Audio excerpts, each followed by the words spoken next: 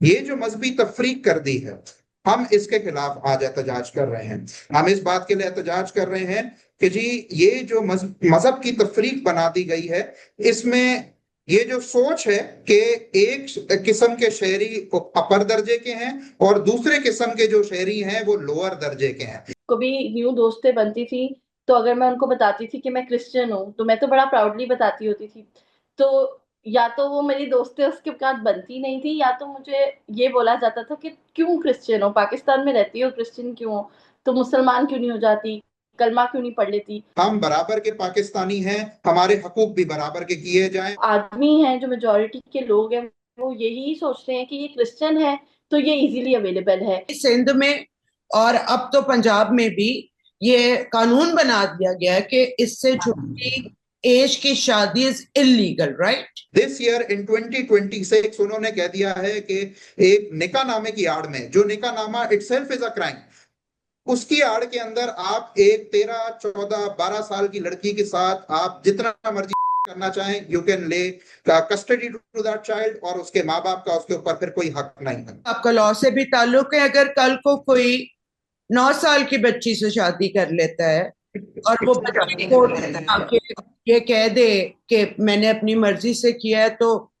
उसको भी यही कहा जाएगा। जो कि माइनॉरिटीज को इस काबिल नहीं समझते कि जी वो मुसलमान के साथ बराबर कंधा से कंधा मिला के खड़े हो सकें, वो माइनॉरिटी की रिजर्व सीट्स के ऊपर जाके सियासत करते हैं कि जी पॉलिटिकल उसमें असेंबली के अंदर हम चुनाव करेंगे कि इनका नुमाइंदा कौन होना चाहिए है। एक वीडियो हमने बनाई थी जिसमें हमारी कुछ बच्चियां थी जो कह रही थी कि मैं पाकिस्तान में की शहरी हूँ, और मेरा मजहब क्यों जबरदस्ती, मेरा मजहब क्यों तब्दील कराया जाता है। मौलाना फजलुर रहमान जैसे लोग जो हैं डेस्क बजा बजा के कहते हैं कि जी मैं 10 10 साल की बच्चियों की भी शादी कराऊंगा, उनके रिमार्क्स एक्सपंज भी नहीं किए जाते। 14 अगस्त था, और वो आखिरी साल था कि जब मैंने ग्रीन कपड़े पहने, झंडियां लगाई और नारे लगाए आजादी के। उसके 2 दिन बाद सुबह सुबह उठे और देखा कि जरावाला में किस तरह हमारे चर्चेस जलाए जा रहे हैं। 365 दिनों में से 11 अगस्त को किया है कि जी ये नेशनल माइनॉरिटीज डे है, ये भी मना के खुश हो जाए। उस दिन भी मैं सेफ नहीं। अस्सलाम वालेकुम and welcome to yet another podcast. आज हम, आप सबको जैसे पता है कि पाकिस्तान 11 अगस्त को माइनॉरिटी डे मनाया जाता है। और अगर हम पाकिस्तान की बात करें तो इस मुल्क का तो वजूद ही इस बात पे हुआ था कि एक ऐसा मुल्क बने जहां पे माइनॉरिटीज बिल्कुल उस जगह के सिटीजन के तौर पे जिंदगी गुजार सके। लेकिन हम सब जानते हैं ऐसा नहीं हो रहा। ऐसा ना कभी हो सका है, ना आज तक होने में हम इसको कामयाब कर सके। चाहे फोर्स कन्वर्जन हो, चाहे लैक ऑफ अपॉर्चुनिटीज हो, चाहे लैक ऑफ इंटेग्रिटी हो, हमारे मुल्क का हर माइनॉरिटी मुल्क में अपने हक के लिए लड़ रहा है जितना वो लड़ सकता है। और आज मैं पॉडकास्ट कर रही हूँ उन दो एक्टिविस्ट से जिन्होंने पाकिस्तान में आई गेस इसकी बुनियाद भी रखी। एंड पिछले बहुत सालों से मुझे पता है कि पिछले 4 साल से तो मैं भी रेगुलरली देख रही हूँ कि जो जो प्रॉब्लम्स हमारी माइनॉरिटी को फेस करनी पड़ती हैं, कोशिश होती है कि उससे इस 11 अगस्त को इस पे बात की जा सके। मेरे साथ आज पॉडकास्ट में है ल्यूक विक्टर साहब, जो कि एक एक्टिविस्ट भी हैं और इनको लॉ के बारे में भी बहुत मालूमात हैं, खुद अपने बारे में पूरी तफसील देंगे। और साथ ही सिजल शफीक भी शामिल हैं, जो कि अगेन इज एन एक्टिविस्ट और बहुत काम कर रही हैं फोर्स्ड कन्वर्जन्स में और इन तमाम मामलात में। तो sir, welcome to you and to you Cecil. सबसे पहले मुझे अपना मुख्तसर सा तारुफ आप दोनों बारी बारी खुद करा।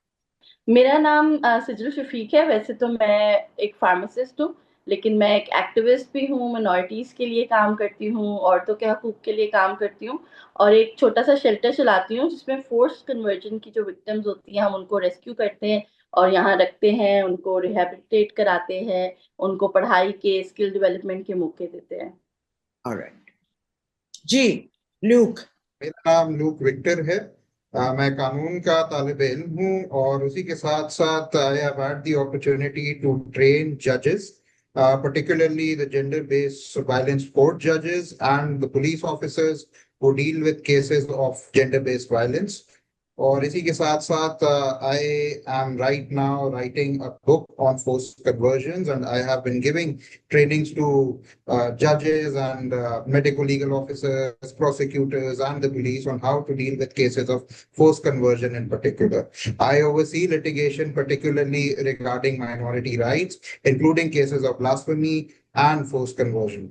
तो मुझे थोड़ी बैकग्राउंड बताएं इस एहतजाज की, और इस साल जो एहतजाज आप करने जा रहे हैं उसमें क्या एजेंडा है?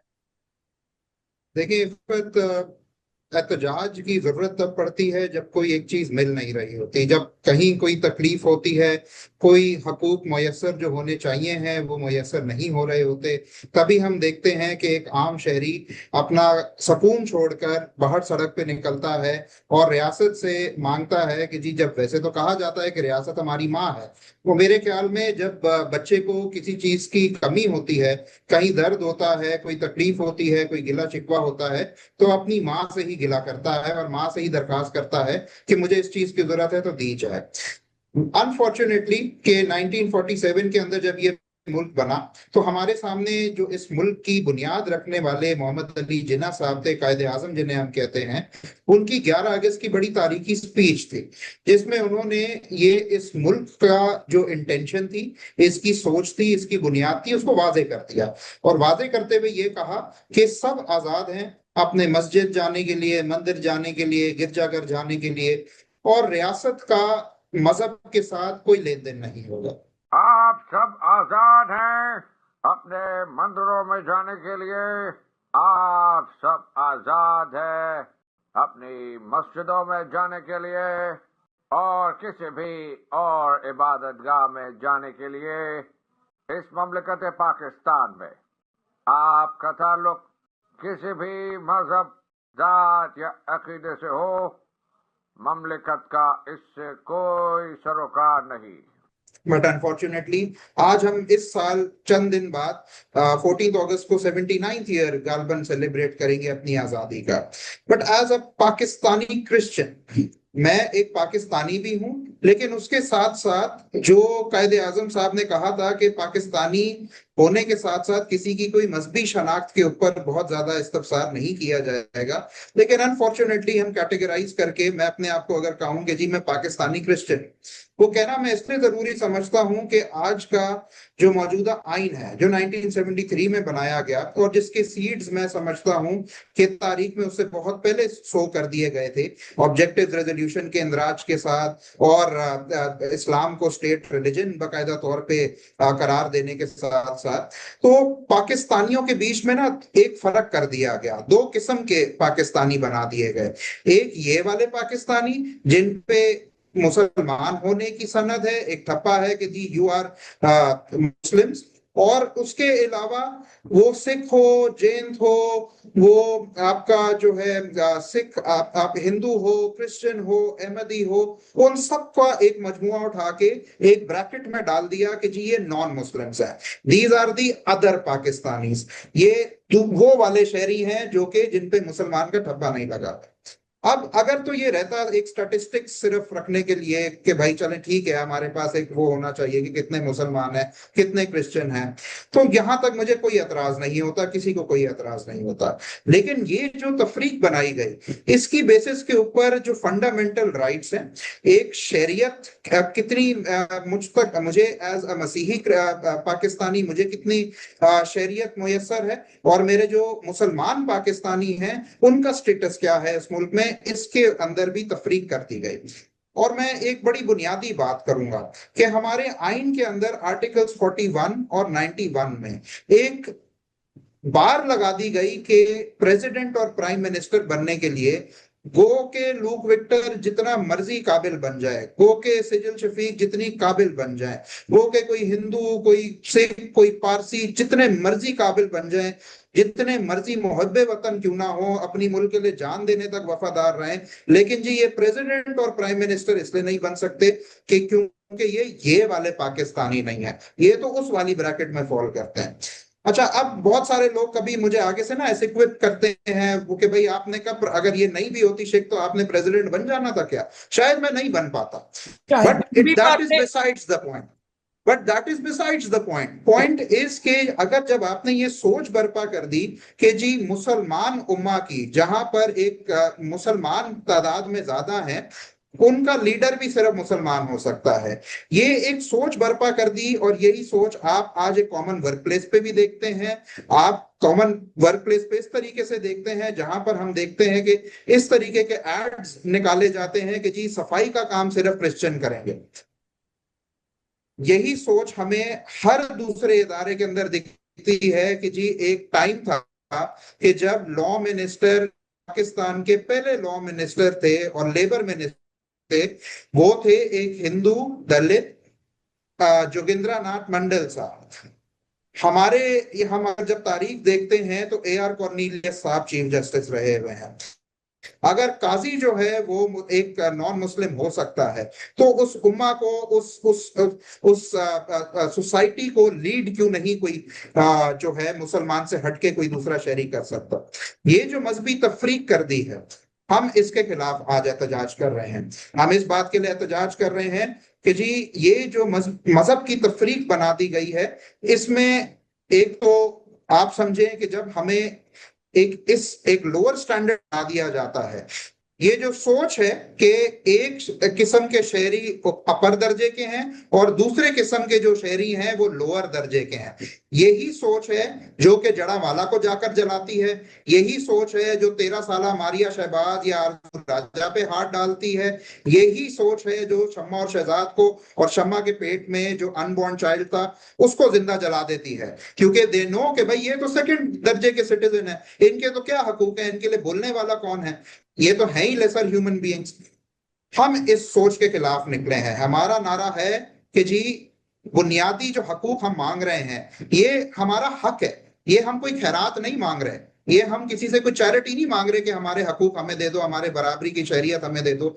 हमारे ये जो हमारे आइन के आर्टिकल 8 से लेके 28 तक जो फंडामेंटल राइट्स डिफाइंड है, ये जितने किसी मुसलमान शहरी का हक है उतना ही मेरा, और जितने राइट्स मार्च का जो नारा है वो है इक्वालिटी फॉर ऑल। हम क्या चाहते हैं? बराबरी। तो मुख्तसर माइनॉरिटी राइट्स मार्च का नारा है कि कायदे आजम को कायदे आजम बनाने वाले माइनॉरिटीज थी। कायदे आजम मोहम्मद अली जिन्ना साहब, अगर किसी को नहीं पता तो मैं बताता चलूं कि वो शेल्डन हाई स्कूल कराची के अंदर ही वाक़ई है, एक क्रिश्चियन इदारा था, एक मिशनरी इदारा था जिससे वो पढ़े।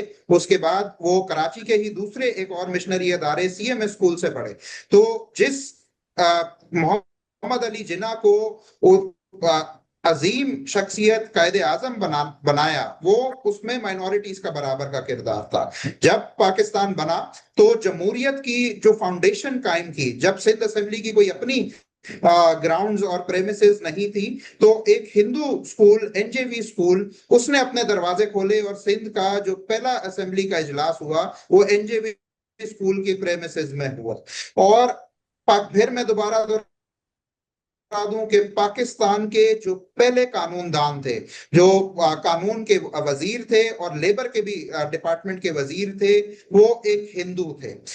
कानून को भी स्पीयर हेड वो कर रहे थे, लेबर को भी वो स्पीयर में सलूक किया जाता है। अच्छा, हम बराबर के शहरी हैं, हम बराबर के पाकिस्तानी हैं, हमारे हकूक भी बराबर के किए जाएं और इस मजहबी तफरीक को खत्म करके हर एक शहरी को बिना मजहबी इम्तियाज किए हुए बराबर के हकूक मुयस्सर किए जाएं। जी बिल्कुल। आपकी जो बात सुनते हुए ये कॉमन सेंस की बात है। अगर जो इंसान जिस मुल्क में पैदा हुआ है उसकी शहरियत जिस मुल्क की है तो वहाँ की हर अपॉर्चुनिटी पे उसका अख्तियार है।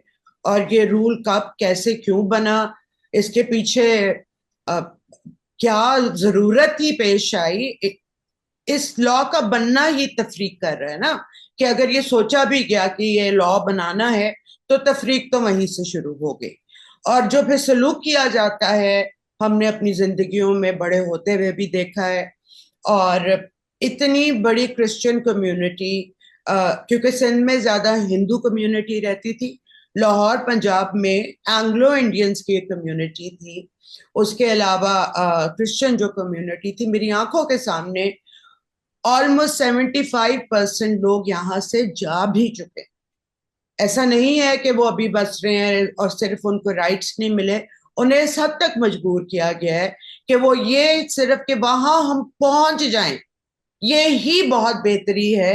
पाकिस्तान से निकलना ही इतनी बड़ी बेहतरी है कि यहाँ इतनी बुरी लाइफ, और लाइफ तो चले राइट्स के अलावा जो सलूक किया जाता है, और वो जो आज तक बच्चों में, मतलब इतनी पढ़ाई होगी, इंटरनेट आ गया, सब कुछ आ गया है, लेकिन बच्चों के जहनों में अभी भी वही नफरत जो वालदैन की तरफ से डाली जाती है, I can still see that.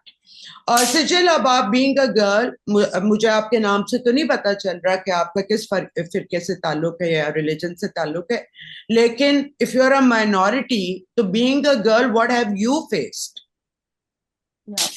तो जब मैं, I think I was in the 4th grade, और 4th ग्रेड से पहले ही कोई मुझे 5 बार जो है कलमा पढ़ने की दावत दी जा चुकी थी। और even though I was studying in a Christian school at that time, लेकिन उस स्कूल में भी मेजोरिटी तो मुस्लिम बच्चों की ही थी।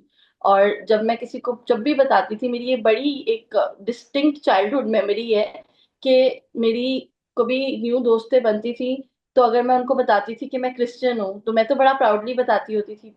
तो या तो वो मेरी दोस्तें उसके बाद बनती नहीं थी, या तो मुझे ये बोला जाता था कि क्यों क्रिश्चियन हो, पाकिस्तान में रहती हो, क्रिश्चियन क्यों हो, तो मुसलमान क्यों नहीं हो जाती, कलमा क्यों नहीं पढ़ लेती।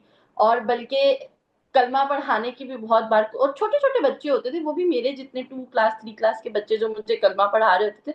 तो imagine the training that they get at home कि दिस इज समथिंग, ये भी एक सवाब का काम है अगर आप किसी को कलमा पढ़ा रहे हो, या आप उसको। और उनके दिल में ये बचपन से ही बात डाल दी गई थी कि अगर वो क्रिश्चियन है तो वो कोई गलत चीज है, उसको आपको मुस्लिम करना इज बेटर।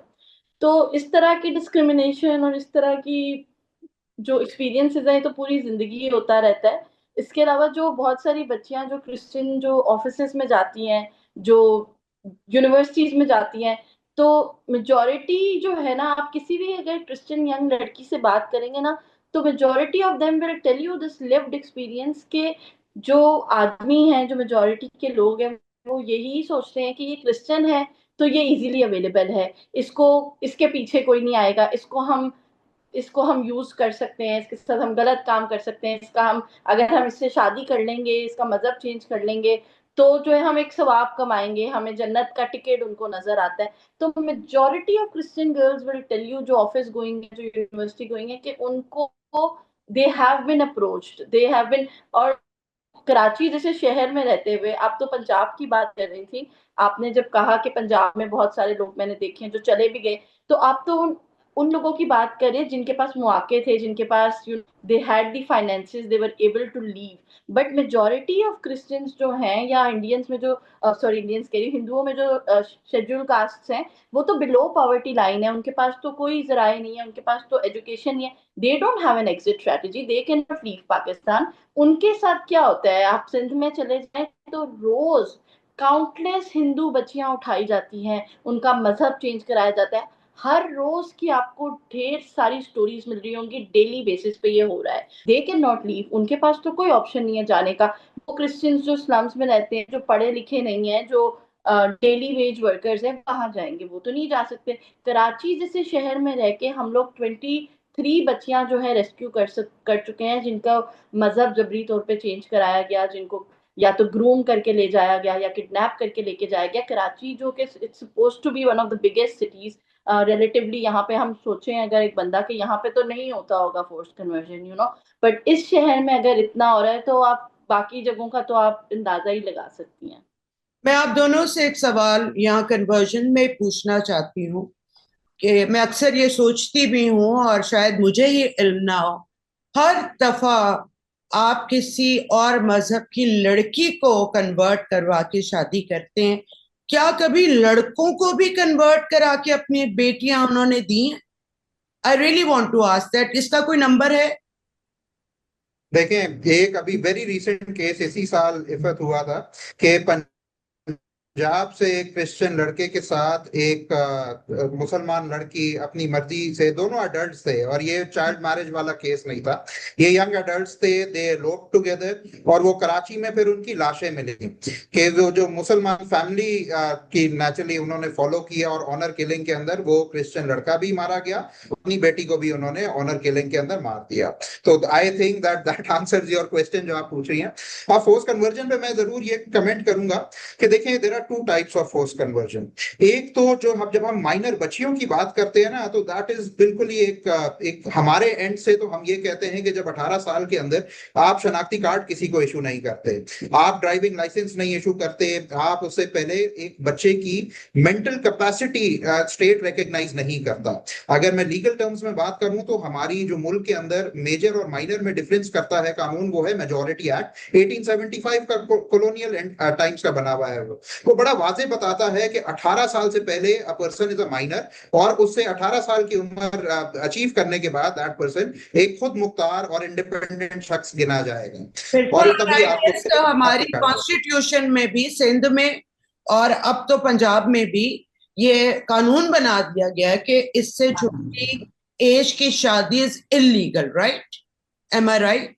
देखें ये मैं आपको ये बताऊं कि इस वक्त पाकिस्तान में सिवाय केपी के सारे सूबों में और इस्लामाबाद के अंदर भी हर जगह ये बात बड़े वाज़ेह हो चुकी है। कानून साजी इस पे बिल्कुल उस पे एक कंसेंसस है कि 18 साल से कम उम्र किसी बच्चे की, भले उसकी रजामंदी क्यों ना हो, लेकिन उसकी रजामंदी तस्वुर नहीं होगी। अगेन मेंटल कैपेसिटी अचीव नहीं की उस बच्चे ने और उसकी शादी कराना जुर्म है। जो करेगा वो भी जुर्म का हकदार है और जो करा रहा है, जो सेलिब्रेट कर रहा है, जो प्रेमिसेस प्रोवाइड कर रहा है, वो सारे के सारे उसमें फैसिलिटेटर्स के तौर पे एज क्रिमिनल्स डील किए जाएंगे।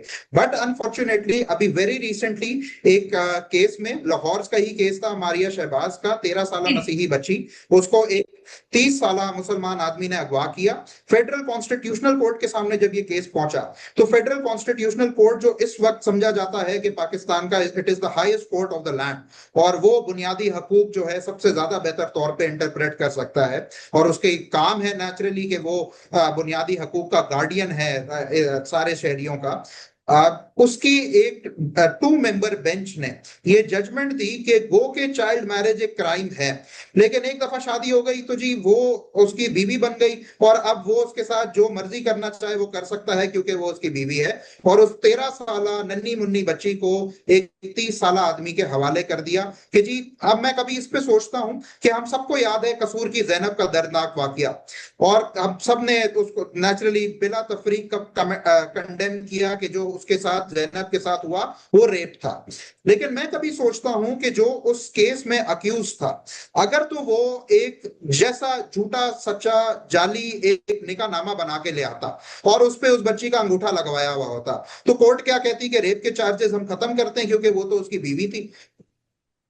हमारे कानून में अब बड़ा वाजे जो है ये हो चुका है, जो सेक्शन 375 और 376 ताजीराते पाकिस्तान का, पाकिस्तान पीनल कोड का जो रेप डिफाइन करता है उसमें मैरिटल रेप बड़े अच्छे से वाजे कर दिया गया। और ये मैं आपको बताऊं 2006 के अंदर कर दिया गया था कि जिया के दौर के अंदर एक्चुअली ये क्लॉज ऐड किया गया था back in 1970s and 80s कि शादी की आड़ में अगर 13 साल से ज्यादा उम्र किसी लड़की के साथ कोई सेक्सुअल इंटरकोर्स किया जाए शादी की आड़ में तो वो रेप नहीं तस्वर होगा।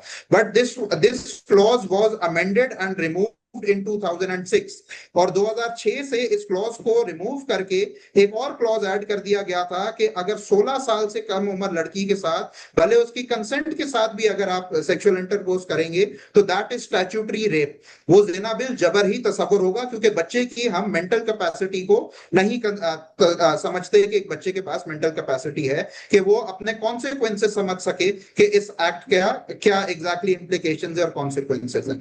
But unfortunately the highest court of the land this year in 2026 उन्होंने कह दिया है कि एक निकाहनामे की आड़ में, जो निकाहनामा itself is a crime, उसकी आड़ के अंदर आप एक 13, 14, 12 साल की लड़की के साथ आप जितना मर्जी सेक्स करना चाहें, यू कैन ले कस्टडी टू दैट चाइल्ड और उसके माँ बाप का उसके ऊपर फिर कोई हक नहीं है। तो this is the absurdity which we are living in. और हम ऐसे दिन में, ऐसे दौर में रह रहे हैं जहां पे नेशनल असेंबली और सेनेट में मौलाना फजलुर रहमान जैसे लोग जो है डेस्क बजा बजा के कहते हैं कि जी मैं 10-10 साल की बच्चियों की भी शादी कराऊंगा, उनके रिमार्क्स एक्सपंज भी नहीं किए जाते। तो अगेन जो मैं बात कर रहा हूं कि जिस तरीके की सोच हमारी सोसाइटी में चल रही है, हम जितने मर्जी कवानीन बना दें, सिंध ने 2013 में बना दिया था, पंजाब ने 2015 में बनाया, अब 2026 में एक बेहतर कानून ले आए हैं, 2025 में बलूचिस्तान में भी आ गया, इस्लामाबाद में भी आ गया, लेकिन फिर भी ऐसे कवानीन का फायदा क्या अगर इनको रद्दी के बराबर ही हमने रखना है और इनको हम ऐसी तशरियां निकालें कि एक दफा निकाह हो गया तो शरीयतन तो वो 12-13 साल की बच्ची उस 45-year-old आदमी था आरजू राजा केस के अंदर जो आरजू राजा को अगवा करके गया था। Like how absurd is it? ये पीडोफिलिया है। हम ये किसी पढ़े लिखे माशरे में ये बात हो तो इसको पीडोफिलिया कहा जाता है। एग्जैक्टली ये अनफॉरगिवेबल क्राइम एग्जैक्टली कंसिडर होता है। और मैंने इस पे बहुत दफा बात की भी है, बहुत शोज भी इस पे किए हुए हैं, लेकिन आपको पता है कि जो लैश बैक आता है वो धमकियों तक आता है। तो मुझे बताएं, यू बीइंग, एक तो आपका ताल्लुक और रिलीजन से है, फिर आप बोल भी रहे हैं अपने हकूक के लिए, तो आपसे तो बहुत नफरत होगी। तो what kind of dangers do you people face while talking about it? जैसे कि अभी आप कर रहे हैं एहतजाज, मुझे तो लगता है उस एहतजाज करने में इतनी मुश्किलात होंगी। तो हम जब से हमने अक़लियती हकूक मार्च शुरू किया है और पब्लिकली बाहर निकल के सड़कों पे हमने अक़लियतों के साथ होने वाले जुल्म की ये बात करी है और अपनी डिमांड्स जो हैं वो पब्लिकली सामने रखी हैं, तो बैकलैश तो ऑब्वियसली होता है। We get threats. I think it was our second March जब हम टीएलपी के रेडार पे आ गए थे and we went against TLP and live to tell the tale. एक वीडियो हमने बनाई थी जिसमें हमारी कुछ बच्चियां थी जो कह रही थी कि मैं पाकिस्तान में की शहरी हूँ और मेरा मजहब क्यों जबरदस्ती मेरा मजहब क्यों तब्दील कराया जाता है। और उस वीडियो में मैं भी थी, मैंने भी कुछ ऐसा ही कहा था, पाकिस्तान मेरा भी है और मेरे साथ जुल्म क्यों, कुछ इस तरह की वीडियो थी जिसपे एक मौलाना साहब थे, उन्होंने वो क्लिप उठा के वीडियो बना के सोशल मीडिया पर सर्कुलेट करी और मेरे घर का एड्रेस, मेरी यूनिवर्सिटी का नाम, सारी चीजें उसमें उन्होंने बोली और कहा कि इंडिया में तो जो है जो मुसलमान लड़कियां हैं उनको तो थप्पड़े मारी जाती हैं यूनिवर्सिटी में, उनके साथ तो इतना बुरा हो रहा है और सिजल के साथ तो पाकिस्तान में कुछ भी नहीं ऐसा हुआ, इसका तो अभी तक मजहब नहीं तब्दील हुआ, तो ये कैसे बोल सकती है कि अक़लियतों के साथ बुरा हो रहा है। और मेरी पिक्चर सर्कुलेट करी गई और काफी कुछ। और फिर जो हमारे ऑर्गेनाइजर्स हैं जैसे लूक है, शीमा किरमानी, पास्टर गजाला, इनकी टीएलपी वालों ने बकायदा तस्वीरें उठा के जलसे निकाले और गवर्नमेंट को बल्कि थ्रेटन किया कि इनके खिलाफ जो है वो पर्चा काटा जाए तौहीन मजहब का। हालांकि इन्होंने कोई ऐसी बात भी नहीं करी थी। और बहुत ज्यादा हमारी मार्च जो है इस हालात में कि we were surrounded by the police and TLP had covered us on all sides. और उसी हालात में हमने फिर भी अपनी डिमांड्स सामने रखी, अपनी पूरी तकरीरें सामने रखी, बात करी गवर्नमेंट से, रियासत से, अपनी जो भी हमारी डिमांड्स थी वो रखी और उसी हाल में हमने की और टीएलपी के अटैक के बीच में निकल के घर भी गए और उसके बाद अगले साल आ भी गए दोबारा करने के लिए। I'm so sorry to hear. जी सर, जी। हाँ, मैं कह रहा हूँ कि ये देखें, यही जो हमारे साथ हुआ 2024 में कि हम फेयर हॉल के अंदर अपनी मार्च कर रहे थे, ऑल कंसेंटियस सिटीजन्स, वो सिर्फ क्रिश्चियन, हिंदू और सिख नहीं थे बल्कि जो वो मुसलमान शहरी जो समझते हैं कि इस मुल्क में अमन की फिजा कायम होनी चाहिए है, हमारी तादाद अंदर थी। पुलिस ने हर जगह से कॉर्डन ऑफ किया हुआ था उस एरिया को और कॉर्डन ऑफ की दूसरी साइड पे जो है, बैरियर की दूसरी साइड पे टीएलपी लाठी सोटे और चीजें पकड़ के खड़ी हुई थी कि जी ये इनको हमारे हवाले करें, हम इनको आज मारेंगे। अब मैं सोचने पे मजबूर था उस दिन कि रियासत ने 365 में से एक दिन माइनॉरिटीज के लिए मखसूस किया है। 365 दिनों में से 11 अगस्त को किया है कि जी ये नेशनल माइनॉरिटीज डे है, ये भी मना के खुश हो जाए। उस दिन भी मैं सेफ नहीं, उस दिन भी हमें हुकूमत बता रही है। और सिजल ने जो एक चीज नहीं बताई मैं ऐड कर दूं कि एक टाइम ये था before our march in that year in 2024 कि सिंध गवर्नमेंट ने हमारी परमिशन जो पहले ग्रांट की, जब प्रेशर बिल्ड हुआ टीएलपी की तरफ से तो उन्होंने कैंसिल भी कर दी थी और कहा कि आप अपने घर पे बैठे, लॉ एंड ऑर्डर सिचुएशन हो जाएगी। एंड आई वाज लाइक कि भाई फिर आप बयान दे दें, प्रेस कॉन्फ्रेंस कर दें कि जी माइनॉरिटी सेफ नहीं है। फिर फेस सेविंग के लिए उन्होंने जो है जो भी सेफ्टी मेजर्स अपनाने थे और हमें कन्फाइन किया कि आप फ्रेयर हॉल से बाहर नहीं निकलेंगे, आप मार्च नहीं करेंगे, आप सिर्फ इवेंट करेंगे। तो the show did go on, लेकिन एक चीज बड़े वादे हो गई कि हुकूमत ने एतराफ ना करते हुए भी एतराफ कर लिया कि ये जो 365 में से एक दिन हमें दिया है उस पे भी वो हमें तहफ़्फ़ुज़ फराहम करने में नाकाम है। जी सर, आप लोगों को तो और भी प्रॉब्लम, यहाँ औरत मार्च करने निकलती है उनसे खतरा है, यहाँ माइनॉरिटी निकलती है उससे खतरा है। सिर्फ अगर चल सकते हैं एहतजाज, वो आपको पता है कौन से हैं, और उनको तो 1000 रुपया दे के फिर वापस भी भेजा जाता है कि thank you very much for doing it, और ये आपकी पेमेंट भी है। सर मुझे अब आपके पास नंबर्स भी दोनों के पास होंगे, क्योंकि जो ब्लास्फेमी केसेस जितने हुए हैं हिस्ट्री से लेके अब तक, और मुझे थोड़ा ऑब्वियसली आपकी फैमिलीज यहीं की हैं, आपकी एक जनरेशनल यादें भी होंगी, तो कैन यू टेल मी कि कब से कहाँ क्या सफर रहा माइनॉरिटीज का, where things really got worse and verse?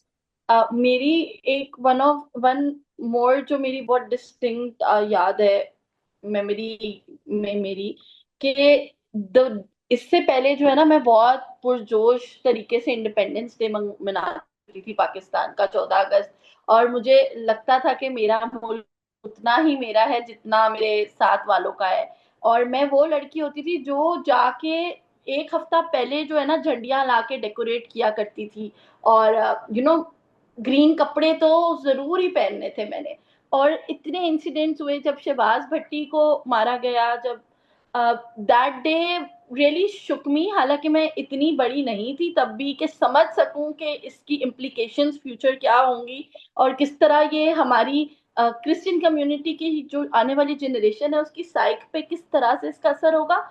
लेकिन फिर भी दैट डे, और फिर उसके बाद जब शम्मा और शहजाद का वाकया हुआ, वो मैं कभी भी नहीं भूल सकती। मेरी memory is littered by such events that happened like this. All these events have shaped me into who I am. And last time I celebrated Independence Day by wearing green and putting on jhandiya was 2 days before the Jallianwala attack happened.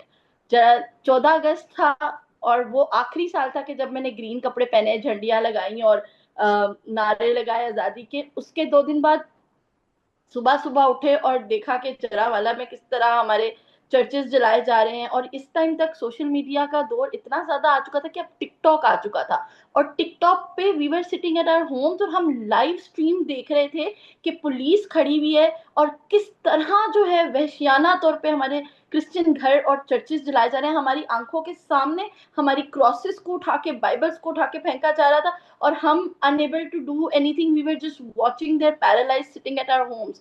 और that was the last time I celebrated my Independence Day, क्योंकि उस दिन मैंने realise किया कि जिस state को, जिस रियासत को मैं अपनी माँ समझती हूँ वो मुझे ऑर्फन समझती है। मैं ऑर्फन हूँ और वो मेरी माँ नहीं। I am so sorry Sachin, I am really sorry to hear this. इस मुल्क में हर कोई इंसान, चाहे वो किसी मजहब से हो, लेकिन वो एक माइनॉरिटी का हिस्सा है, चाहे आउटस्पोकन है, सच बोलता है, वो भी एक माइनॉरिटी है इस पाकिस्तान में जो लॉजिक पे बात करता है। आई स्वेयर उसको इतना खतरा है, तो मैं इमेजिन कर सकती हूँ, I can really imagine that the discrimination all your life you have faced in this country. अच्छा, I was just adding to what Sejal was saying कि ये जो fear from, I agree with you when you say कि इस मुल्क के अंदर even जो majority है उसमें भी जो कोई logic पे कोई हक सच की बात करे, they are in some sense marginalized. Naturally हम मारन बलोच की बात करें जो अभी कश्मीर में हो रहा है, हम बलोच की बात करें, हम औरत मार्च की अगर बात करते हैं, तो मेरे ख्याल में सिवाय वो जो एक अशराफिया है मखसूस, उसके अलावा हर बंदा ही जो है on a certain level कहीं ना कहीं पासमानदा है. But speaking about religious minorities, मेरे ख्याल में रिलीजन की जो तफरीक है उसकी बेसिस पे हम डबली मार्जिनलाइज्ड हो जाते हैं. And I will explain you how. I will explain you के देखिए, मशाल खान का केस हमारे सामने है, बहुत दर्दनाक था. कोई उसकी जो है ना like I can't even imagine कि जो है मैं उसके फैमिली के शूज में हूं कि जब अगर आपको पता चले कि आपके बेटे को इस तरीके से कर दिया हो. अभी ब्लास्फेमी बिजनेस ग्रुप की जो हमारे सामने सारी रिपोर्टें आई हैं, इसमें कोई शक नहीं है कि स्टैटिस्टिकली स्पीकिंग जो झूठे ब्लास्फेमी के केसेस बनते हैं उनकी तादाद मुसलमानों पे ज्यादा है. But there is a huge difference. Mashal Khan को जब मारा गया तो उसके जाके गांव को नहीं जलाया गया, उसके घर को नहीं जलाया गया, उसके बाकी घर वालों को टारगेट बना के उनको नहीं कत्ल किया गया. जब आप देखते हैं शम्मा शहजाद को, उन दोनों को जान से मार दिया गया. आप आसिया बीबी को देखते हैं तो ना सिर्फ आसिया बीबी बल्कि उसकी जो पूरी कम्युनिटी थी वो उसको जो है सफर करना पड़ा. अभी पिछले दिनों के अंदर रिमशा कॉलोनी का वहां पर अपना इस्लामाबाद के अंदर ये बहुत कच्ची आबादीज का इशू चल रहा था कि कच्ची आबादीज को गिराए जा रहे थे, और उसमें सर फहरिस्त एक कॉलोनी का नाम था रिमशा कॉलोनी. मैं उसकी बुनियाद बता दूं कि 2012 के अंदर एक 11 या 12 साल उम्र की एक थोड़ी मेंटली अनस्टेबल एक क्रिश्चियन बच्ची थी जिस पे इल्जाम लगा दिया गया कि जी इसने तौहीन की है. उस 11-12 साल बच्ची के पीछे उसकी सारा जो उधर की कॉलोनी थी जहां की वो रिहायशी थी उन सबको इवैक्यूएट करना पड़ा कि जी अब आके हजूम हमें जला देगा. और फिर वो जो सारी आबादी वहां से इवैक्यूएट किया था, उन्होंने जिधर दूसरी जगह पर जाकर अपने डेरे बसाए. खुद वहां की इस्लामाबाद की जो सीडीए है, सीडीए ने, कैपिटल डेवलपमेंट अथॉरिटी ने जो उनको रिलोकेट किया, आज उन्हीं के दोबारा कॉलोनी को आके गिराए जा रहे हैं. वो कॉलोनी का नाम भी उस बच्ची रिमशा के नाम पे ही रखा गया. और मैं आपको बताऊं कि जब हम गोजरा का वाकया देखते हैं, 8 members of one single family including a child, उन्हें जिंदा जला दिया गया. 2 चर्चेस को, पूरी कॉलोनी को जला दिया गया. जड़ावाला का हम वाकया देखते हैं रातों रात किस तरीके से. और क्योंकि ये जो जड़ावाला के वाकया के अंदर जो इल्जाम था वो रात 1 दिन 2 दिन पहले ही गर्दिश कर रहा था कि जी ब्लास्फेमी का इल्जाम किसी पे लग गया है और ये कुछ ना कुछ इमिनेंट अटैक है. बट रादर दैन के पंजाब पुलिस और पंजाब हुकूमत प्रिवेंटिव मेजर्स लेती और रोकती इस अटैक को होने से, वहां से क्रिश्चियन आबादी ने अपनी जान बचा के खाली तो कर दिया. सुबह उठे, देखा तो उनके सारे घर जला दिए गए, सारे के सारे चर्चेस जला दिए गए, कब्रिस्तान को भी मसमार कर दिया गया. तो this is a big difference when a minority person is accused of blasphemy. And unfortunately जहां किसी मुसलमान पे भी झूठा मुकदमा बनता है, हम जरूर उससे भी कंडेम करते हैं, लेकिन माइनॉरिटीज के साथ जो रिलीजन की बेसिस के ऊपर ये सलूक होता है, this is on a far greater scale. बिल्कुल आप सही कह रहे हैं, और मैं यहाँ पे माफी भी चाहती हूँ कि अगर मैंने मुवाजना करने की भी कोशिश की, पर मेरा कहने का मकसद यह था कि यहाँ आम इंसान को इतना खतरा होता है, थोड़ी सी भी अगर वो बात भी कर ले तो न जाने आप लोगों के साथ वाकई क्या क्या होता है. और मैं पिछले दिनों में एक इंटरव्यू एक बच्ची का कर रही थी जो वजाहत मसूद, हमारे बहुत बड़े जर्नलिस्ट और राइटर अदीब हैं, उनकी बेटी जिनका नाम कामिनी था. अब वो मुसलमान भी हैं, लेकिन सिर्फ नाम कामिनी की वजह से उन्होंने अपने बचपन में बताया कि स्कूल में मेरे साथ क्या क्या होता था, कि नहीं तुम छुपा रही हो, तुम तो असल में हिंदू, तुम काफिर हो, तो ये तो बहुत ज्यादा है. लेकिन इसे खत्म इस तरह के लॉ बना दिया जाए तो नहीं हो सकता एकदम. इसको सिस्टमैटिकली नॉर्मलाइज करने के लिए हर चीज में, from media to schooling to education, हमें बहुत काम करना पड़ेगा. उसके लिए आपकी क्या सजेशंस है? एंड अपॉर्चुनिटीज, क्योंकि मैंने ये भी देखा है कि लड़कियां माइनॉरिटी में फिर भी पढ़ के टीचर भी लग जाए, जो लड़के होते हैं यूजुअली उनको इतना डिस्क्रिमिनेट किया जाता है सोसाइटी में वाइल स्टडिंग कि उनका तो कॉन्फिडेंस ही नहीं रहता और वो अपॉर्चुनिटीज उनको नहीं मिलती जो एक आम आदमी को मिलती हैं। सो लैक ऑफ अपॉर्चुनिटी को कैसे खत्म करना? देखिए, मैं इस पे कमेंट करूंगा एंड देन सजल अपना इस पे देंगी। मैं समझता हूं कि आज की जो मौजूदा सूरत हाल है, जो एक लाइक केओस मच चुका है मजहब के नाम के ऊपर, और ऐसा केओस मच चुका है कि अब तो फिर अगेन वही वाली बात कि जहां पे माइनॉरिटीज खतरे के अंदर हैं, वहां डॉक्टर शाहनवाज जैसे भी लोग होते हैं, वो के मुसलमान क्यों ना हो, उन्हें भी झूठे ब्लास्फेमी केस में मार दिया जाता है। ये इंतहा पसंदी को खत्म करने के, आई थिंक कि मेरा जो अपना सजेशन है, और हम माइनॉरिटी राइट्स मार्च से जो हम डिमांड करते हैं, ये दो और हमारी डिमांड्स हैं कि एक तो करिकुलम को रिफॉर्म किया जाए। कि देखें, एक दर्सगाह जिसमें 3.5 साल की उम्र में बच्चा जाना शुरू करता है और वहां पर उसको ये पढ़ाया जाए कि जी हमने आजादी ली हिंदू दुश्मनों से, वो काफिर हिंदू थे जिनसे जी हमने पार्टीशन लेकर और ये मुसलमान मुल्क बनाया, और हमने जी आजादी ली, वो जी जो आपके ब्रिटिशर थे वो क्रिश्चियन ब्रिटिशर थे, वो मसीही थे जिनको जी हमने उनसे आजादी ली।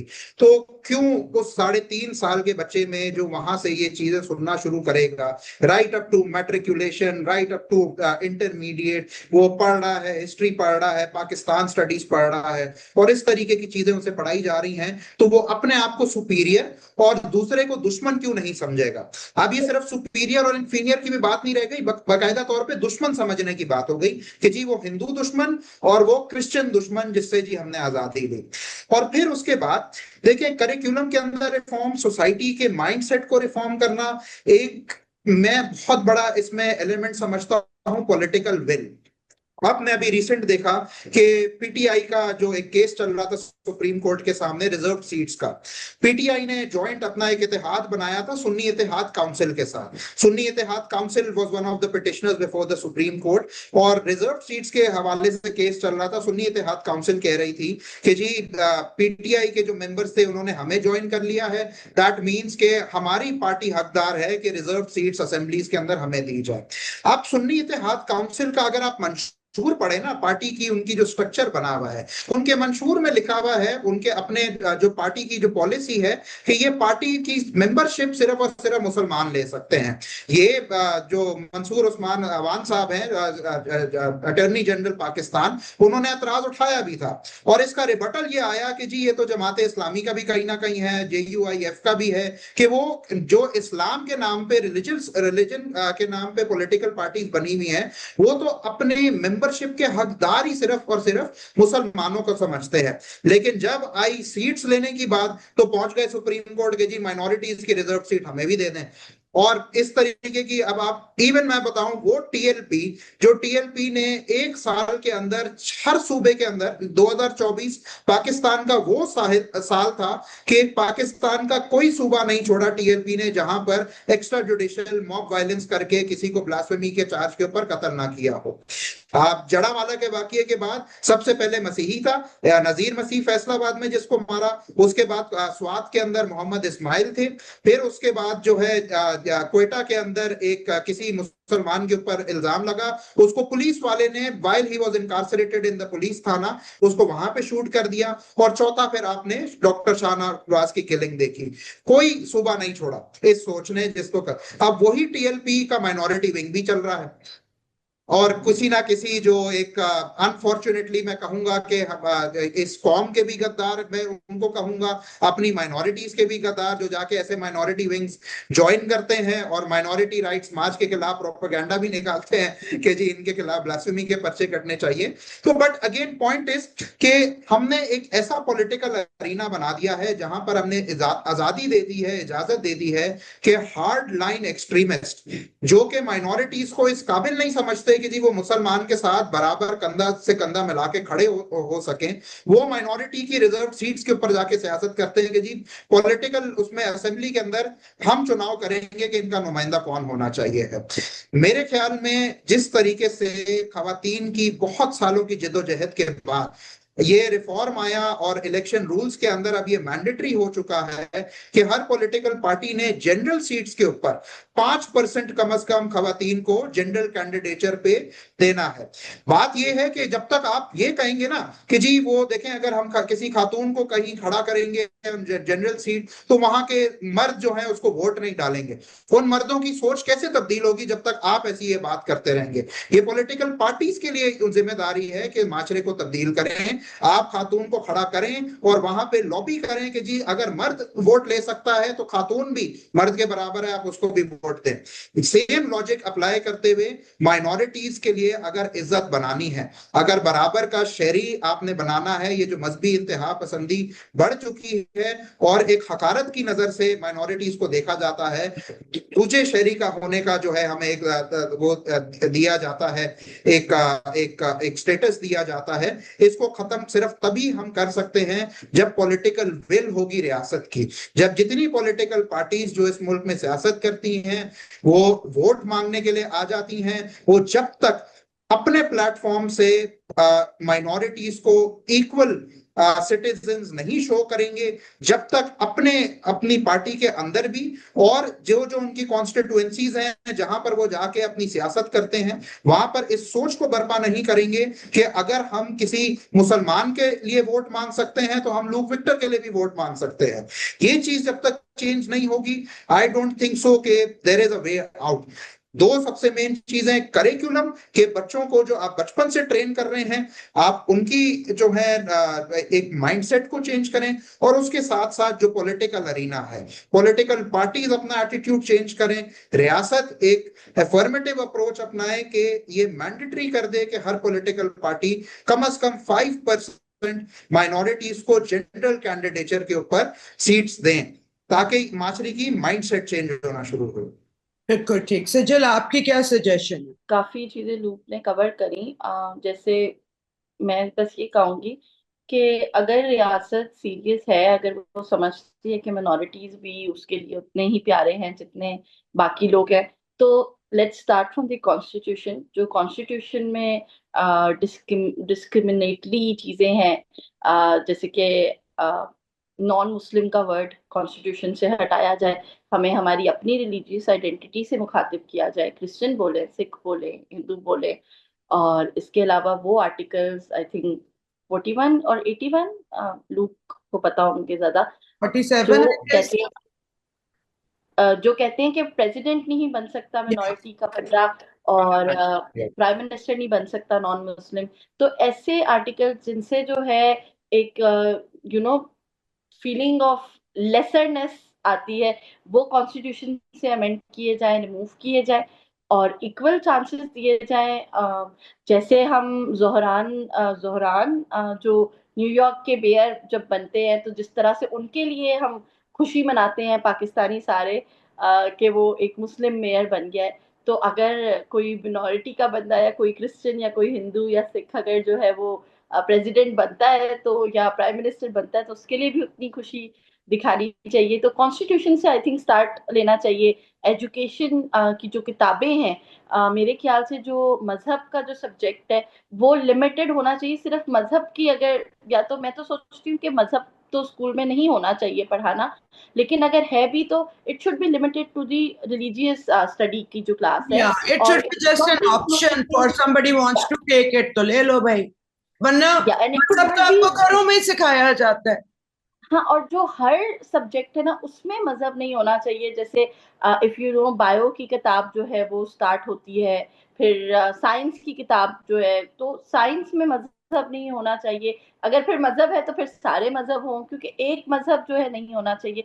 तो ये जो करिकुलम है उसमें अमेंड, उसमें से हेट मटेरियल जो है वो टोटली रिमूव करने की जरूरत है।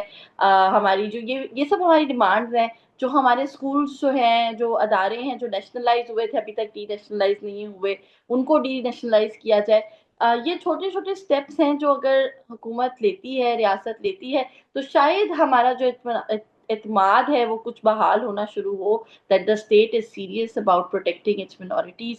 और हाँ, जो जरावाला जैसे केसेस हैं, गुजरात में जो है जलाया गया, 115 पीपल जो है वो सब छोड़ दिए गए, किसी को सजा नहीं मिली।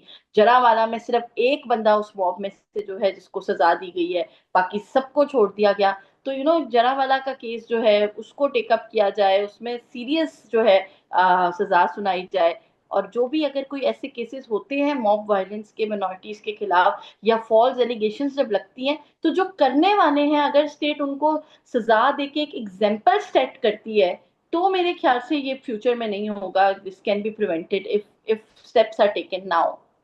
क्योंकि अगर आप सजा नहीं दे रहे हो तो आप उल्टा सर्टिफिकेट दे रहे हो कि जो दिल करदा जा भाई करते रहते हैं, ज्यादा लोग जाओगे तो कुछ नहीं होगा।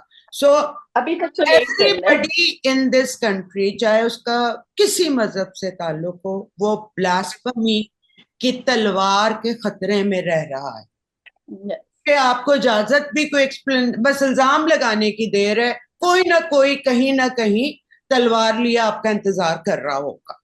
इट इज सो सैड कि हम डर के रहते हैं जिनका रिलीजन भी है, तो सोचें।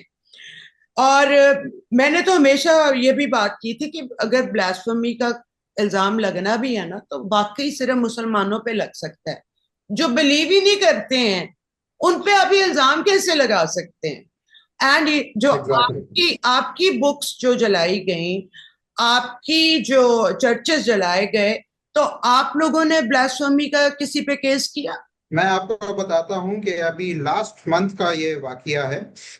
कयूमाबाद के अंदर इन कराची एक कैथोलिक चर्च के अंदर कुछ मुसलमान लड़कों ने घुस के वहां पे तौहीन की, बाइबल्स के साथ बेहुरमती की, और उस चर्च के अंदर जो है काफी एक वहां पे हुलिगनिज्म किया उन्होंने। अच्छा, नेचुरली उस वक्त सेफ्टी के लिए और उनको वहां से रिमूव करने के लिए जो उधर के प्रीस्ट थे, उन्होंने कॉल की पुलिस को, पुलिस आई, उन लड़कों को अरेस्ट करके ले गई।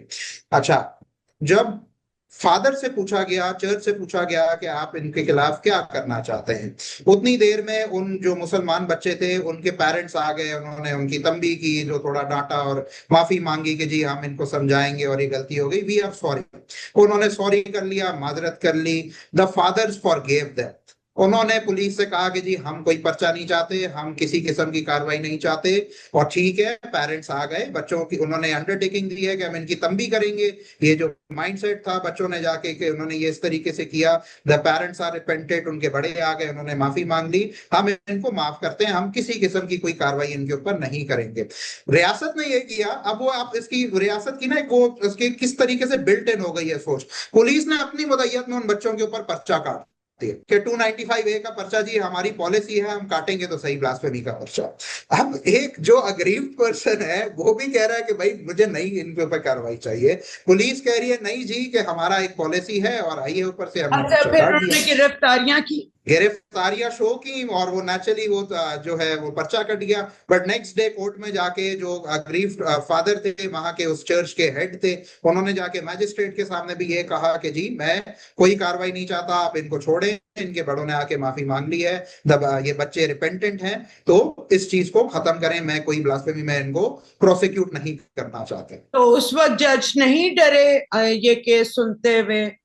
उस वक्त नहीं डरे, उस वक्त नहीं उस वक्त नहीं डरे। बट मैं अपना एग्जांपल आपको बताऊं कि माइनॉरिटी राइट्स मार्च की लीगल टीम ने क्रिश्चियन एक सैनिटरी वर्कर थे रहमत मसीह, जो 2022 से कराची के अंदर ही उनको बंद किया हुआ था एक झूठे ब्लास्फेमी केस में। एक सैनिटरी वर्कर थे, और इतना झूठा केस उन पे बनाया कि जो वकुआ दिखाया है, वो जो दिन दिखाया है, वो 25 दिसंबर का दिखाया है, जब वो चर्च में अपना क्रिसमस मना रहे थे। और उन पे इल्जाम डाल दिया कि जी ये झाड़ू फेर रहे थे आके मस्जिद में, और वहां से कुरान के कुछ औराक उठा के इन्होंने नाले में फेंक दिया। Like absurd. अब वो बंदा जब कोई पागल होगा जो इस मुल्क में रहते हुए, माइनॉरिटी होते हुए, सोच भी सकता है कोई ऐसी हरकत करने का? मतलब उन्होंने पागल खाने भेज दो फिर। मैं आपको जजेस का रवैया बताऊं कि इतना झूठा केस जिसमें कोई एविडेंस नहीं, उस बंदे की बेल डिसमिस की, उसको 3 साल जेल में सड़ाया।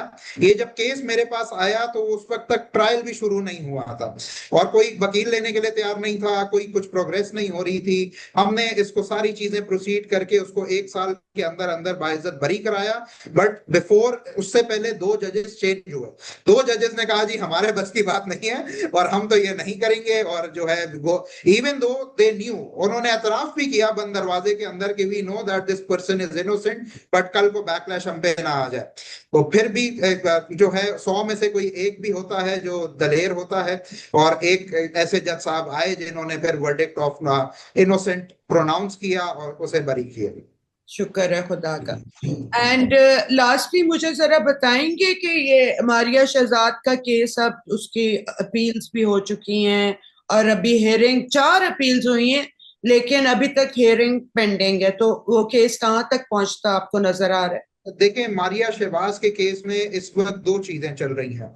एक तो ये कि जो फेडरल कॉन्स्टिट्यूशनल कोर्ट के सामने प्रोसीडिंग्स हैं वो सिर्फ हेबियस कॉर्पस की नेचर की हैं। हेबियस कॉर्पस मीनिंग कि वो उस बच्चे की कस्टडी डिसाइड की जाए। अभी फेडरल कॉन्स्टिट्यूशनल कोर्ट ने जो उनका आखिरी वर्डिक्ट आया था उसके मुताबिक उस बच्ची की कस्टडी उसके अगवाकार और उसको शौहर तस्लीम दे दिया करते गया हुए उसके जी, हवाले बिल्कुल। कर दिए थे। ठीक है, उस वर्डिक्ट के खिलाफ रिव्यू फाइल किया गया है, which is the last forum. एक अपील के खिलाफ फिर मजीद सिर्फ रिव्यू होती है, रिव्यू के बाद कोई और अपील नहीं होगी। तो सारी आंखें जो हैं इस वक्त टिकी हुई हैं फेडरल कॉन्स्टिट्यूशनल कोर्ट पे कि वो इस रिव्यू का क्या फैसला करती है। मैं बस सिर्फ पूछी थी उसी कि के साथ साथ जो मारिया की क्या जी, एज हो गई होगी इस दौरान? ये बच्ची अगवा हुई थी पिछले साल जुलाई में, तो she was 13 then, she must be 14 now, she बिल्कुल। Must be 14 now. तो इस वक्त भी वो 14 साल की है।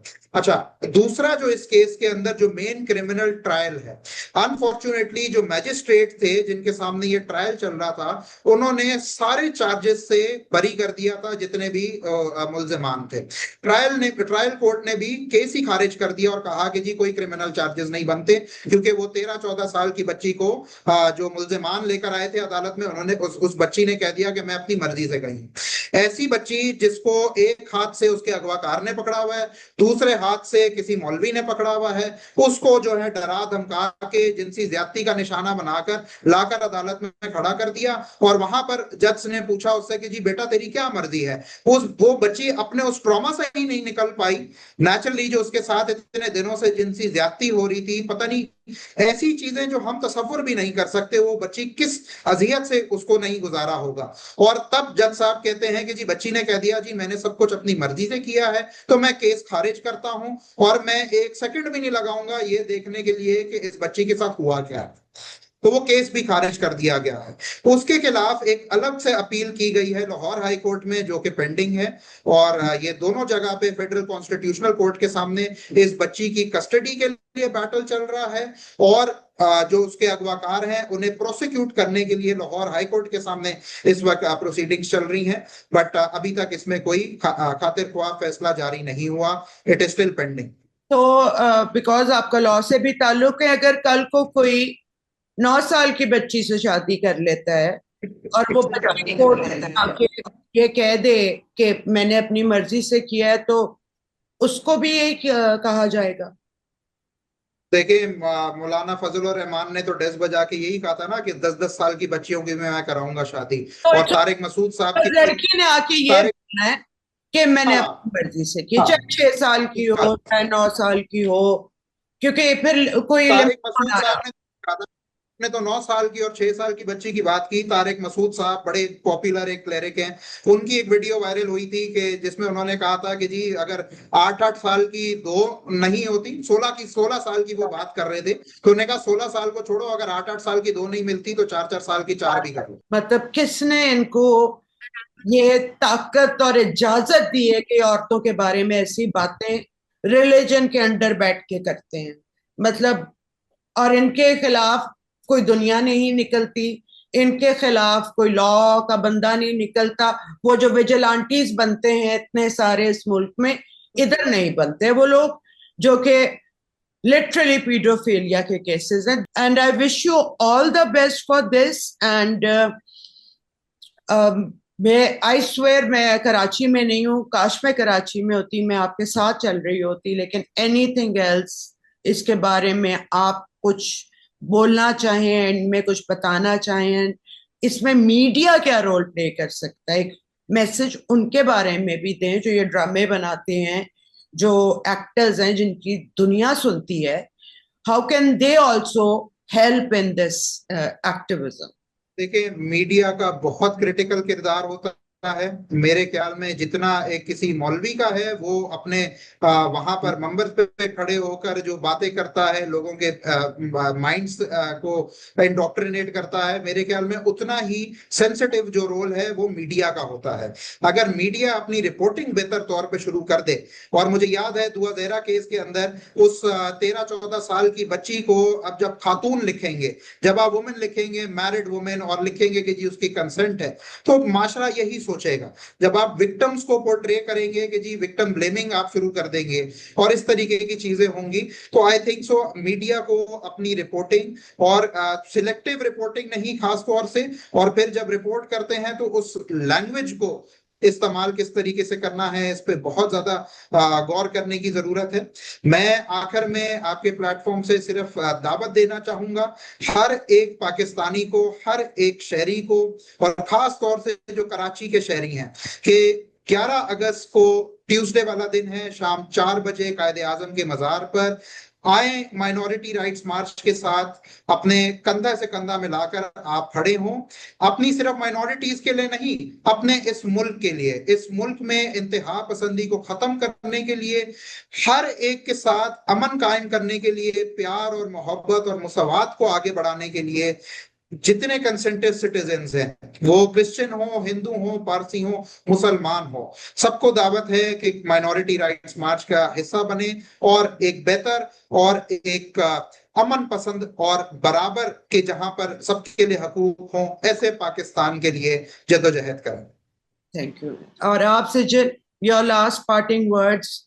लास्ट पार्टिंग वर्ड्स यही हैं कि अक़लियतों को बराबरी चाहिए और हमें बराबर का शहरी तस्लीम किया जाए. I mean, just imagine what a ironical thing कि इतनी सी बात है और ये इतनी मुश्किल है, which is the basic thing कि आप जिस मुल्क में पैदा हुए हो, आप उसके शहरी हो और उसमें कोई तफरीक नहीं हो सकती. आपकी इबादत गाहें अलग हो सकती हैं, आपके नाम फर्क हो सकते हैं, पर आपके बेसिक ह्यूमन राइट्स कैसे फर्क हो सकते हैं?